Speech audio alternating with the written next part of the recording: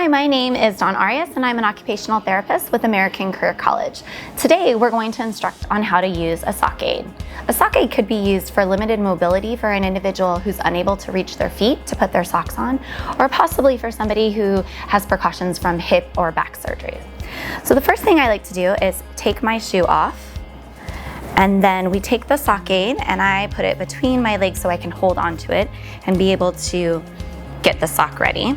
I also like to stretch out the sock a little bit just to give it a little bit of give. And then you're going to scrunch the sock up all the way to the toe box, which is where our toes go. And then you're gonna insert the sock onto the sock aid. So that way it goes all the way to the toe box. And then you're going to stretch out the sock a little bit so it reaches all the way to the knots, but not covering the knots. You're gonna toss that sock aid out in front of you so you can insert your foot into the sock aid and gently pull. And the sock is going to go up and over your heel like that. Then you can fix your foot if necessary.